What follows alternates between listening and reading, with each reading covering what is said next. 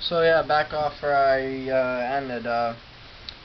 Yeah, so it shows Goku gets saved by Vito Kai, and it's pretty funny because he's about to get a shot, and he's the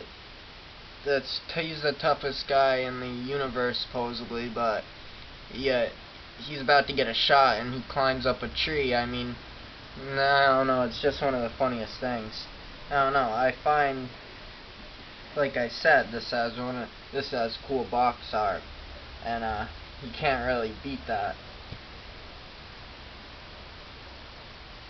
And another thing I like about this is it finally feels like they're gonna make Vegeta important again, and it was something that needed to be done.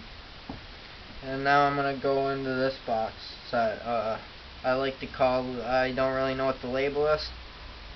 This is the Super 17 saga, and the conclusion to the Baby saga. And this is a good saga for two reasons. Shows Goku go Super Saiyan 4 in this saga for one, and another thing is it finally brings back the Great Ape, and like I said, finally making Dragon Ball feel like Dragon Ball with GT, and it finally brought back the original feel, and I really respect the creators for what they did with this. And this has the best names on the discs of all the seasons, and it's Revelations, Calculations, Preparation, Annihilation, and Salvation. And those are, you have to admit, those are cool names for the DVDs. And another thing I have to say about this is the Super 17 saga is probably one of my favorite sagas out of all of GT, even though there's only the Baby saga, the Black Star Dragon Ball saga, the Shadow Dragon saga, and Super 17 saga, so there's only 4 anyway. So I don't know, it's probably my favorite one because it finally brings back people like Krillin, and I can really respect that. Because, you know, you can't go a whole series without seeing Krillin getting killed. And, yeah, like I said, it brought back the original feel, and, I can really respect what they did with that. And, it also brought back the original story of the androids, and, 17 and 18, their confrontation that they made after he killed Krillin. It was a strong episode, and I can respect everything they did with that. And that's all I can say about the saga, besides for the fact that Frieza and Cell finally are brought back when it shows them in Hell. Yeah, I thought that was funny because, you know, Frieza can never just deal with the fact that he's dead. He needs to get his ass kicked 30 times. Got his ass kicked 30 years ago, and he's still in hell crying about how he's the best in the universe, and it's kind of funny. And another thing that's sad about this is the fact that Piccolo dies, and it really bothers me. It just bothers me probably as much as it bothers Gohan in a way that Piccolo died. And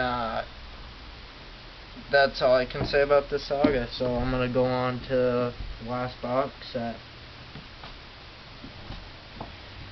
This is the Black Star Dragon, the Shadow Dragon saga. Look at the box art. It's pretty cool. And this is probably the most controversial out of all of the box sets, because people like me will say that Super Gogeta was probably one of the most overpowered people in the show, and it's ridiculous how he got his ass kicked, because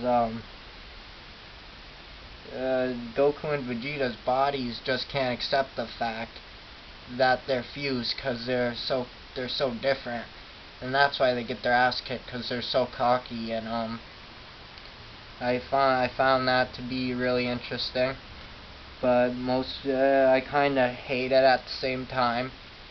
If you want to call any part of GT non-canon, you call that part non-canon, because Super Gogeta really did not need to be there. Yes, that's the only reason Vegeta would ever went Super Saiyan 4. He would have got his ass kicked. That's another good thing about this box set. And I found the fact that one of the Shadow Dragons was from the wish when Oolong wished for a pair of panties. And I really found that funny, because the lady was the woman Shadow Dragon was really bothered by the fact that that's how she was born. And I laughed for a good 5 minutes when I seen that, and it's still one of the, it brought back, like I said, the original Dragon Ball comedy. And to end, the last thing I'm going to say about this is the fact that the last episode was a perfect way to end GT. You got to see Goku Jr. and Vegeta Jr. and you got to see that little fight that they had. You didn't really get much backstory on either one. All you knew was that Pan was Goku Jr.'s great-grandmother or something, and Vegeta Jr., you don't even know where he came from, but it was a cool little fight because they both went Super Saiyan, and it was really cool. It was really an epic fight to end with, even though it wasn't very long and it wasn't really a good fight. But yeah, you gotta see Goku in the crowd at the end, and I just found that to be a good way to end GT. And now I'm gonna go to the last thing I have, and that's The Hero's Legacy, the movie, which I originally thought was a special, but it's not. It's a movie. It's the GT movie, and it goes through. It goes from Goku Jr., like I was just talking about. It goes off of his story, and it tells about how Pan's on her deathbed, and he never really paid attention he was just like a normal kid like today, and he would just sit there and play video games. I'm gonna get back to this in a second, but he would just sit there and play video games, and never listen to what she had to say. But she was about to die, and he knew the only way he could save her is if he got the Dragon Balls. So he went to Mount Pao's to find the 4-star ball, because he thought that's all he needed. And he saw Goku there, and an image of him or something. I can't tell if it was a spirit or, you'd never know, but it was Goku. And yeah, Goku told him, he's just like, you need all 7 of them.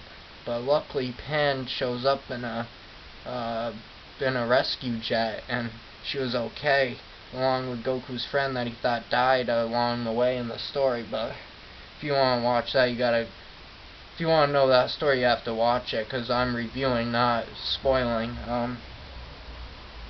That was a very good movie, and it was a perfect, in my opinion, I stand corrected, this was a perfect way to end GT, because this is the ending to GT, and it was probably one of my favorite Dragon Ball movies of all time, counting Z and GT, and it might have not had an original Dragon Ball, and it might have not had as much original fights, or as much fighting, but it brought back the original Dragon Ball feel. And another thing I'd like to point out is it seemed like in the future they were in Goku's time, they were so far ahead of us, but in Goku Jr.'s time it seemed like they went back to how we are today, and with cars driving on the road and stuff.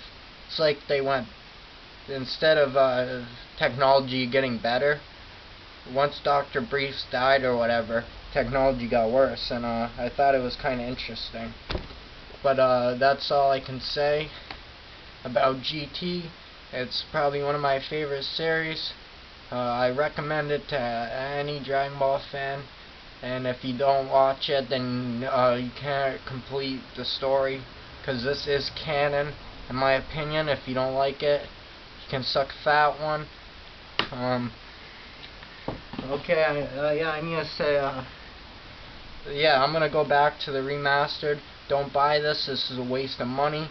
It doesn't have the music in it, the original Grand Tour music for the opening, and it doesn't have the original US ending.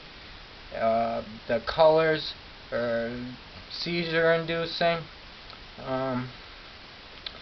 The box art's horrible, and that's all I can say. And plus they stacked the discs on top of each other, something I'm really against.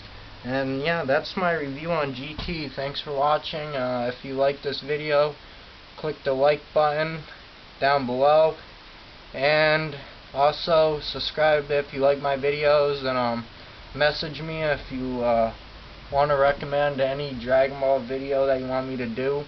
I own the whole series, and yeah, that's all I gotta say. Thanks for watching.